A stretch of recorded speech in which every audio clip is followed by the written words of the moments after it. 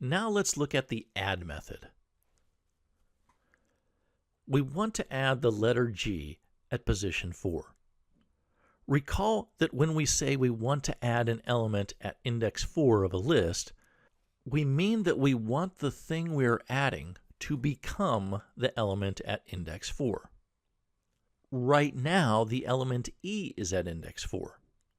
The only way G can become the element at index 4 is if we add it before E. Then G goes to index 4, E goes to index 5, and F goes to index 6. Everything else stays the same. And here are the steps we need to do that. First, like in the remove method, we find the node at index 4. Then we create a new node. And finally, we redirect the appropriate links from the original nodes. So we find node 4 exactly the same way we found it when we wanted to remove it. In fact, finding a node at a specific index in a Java linked list is such a common operation that there is usually a private helper method that is devoted to doing just this. It finds the node at a particular index and returns a handle or reference to the node so that you can store it in a temporary variable. In the next step, we create a new node and put the element G inside of it. If you go back and look at the inner node class, you'll see that node has a constructor that takes 3 parameters.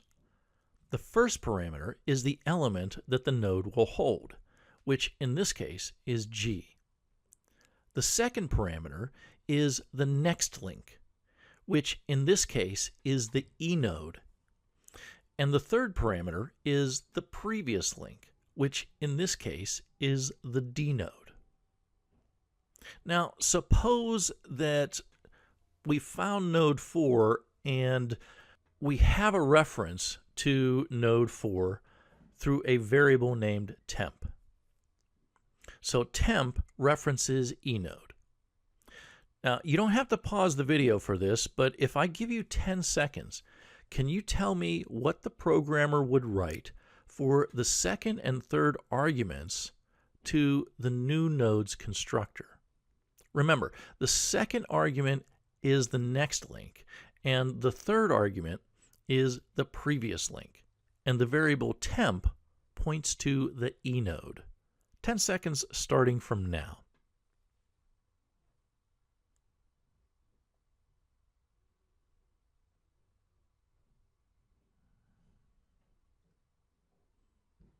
Okay, if I'm a programmer, for the next link, I'm just going to put the temp variable itself because I want the next link to point to E node, and that's what temp represents.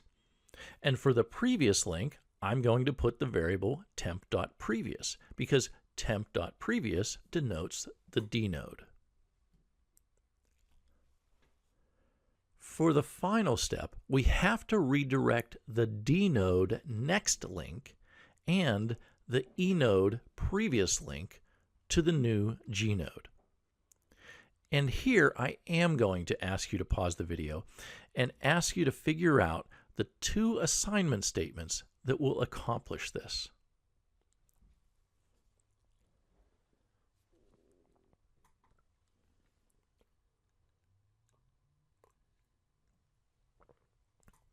Okay, after the last question related to removing a node, I hope this one isn't too bad. In fact, there are 2 ways of accomplishing this. Let's start with the one that involves the temp variable. In this case, the first assignment statement is temp.previous.next equals new node.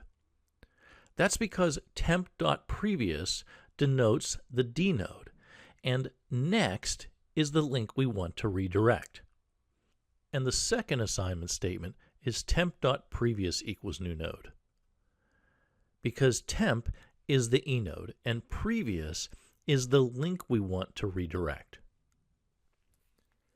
And before I show you the change in the diagram, I want you to look at these two statements, and in your mind, I just want you to switch the order of these two statements. And I want to point out that when you switch the order of these two statements, the code no longer works.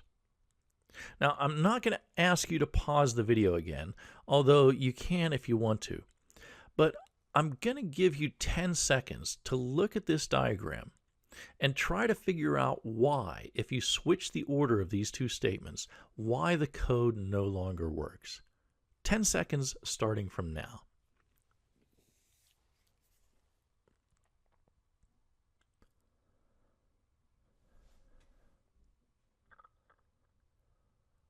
Okay, here's the problem. Suppose you first execute temp.previous equals new node. That will correctly redirect eNode's previous link to gNode. However, once you've committed to that redirection, you can no longer reach dNode from the temp variable because temp.previous is now gNode. What you would end up doing is making gNode's next link point to itself, which is not what we want at all. Situations like this are why you have to be very careful when you're working with linked data structures.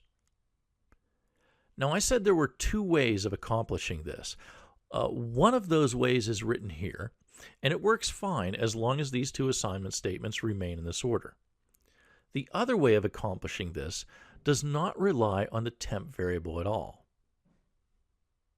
Since we have already set up the links for the new node, we can simply use newNode.previous to denote dNode and newNode.next to denote eNode. Like the other statements, that results in this diagram. The nice thing about this way of doing things is that the order of these statements does not matter. Neither of these approaches is better or worse than the other, but they should demonstrate to you that you really have to think things through when implementing your linked data structures. So this is our final diagram. And once again, notice that the size variable has been incremented to keep up with the new size of the list. By the way, we could always calculate the size by iterating through the list and incrementing some kind of counter variable. But if you have 100,000 elements in your list, that could be a time-consuming operation.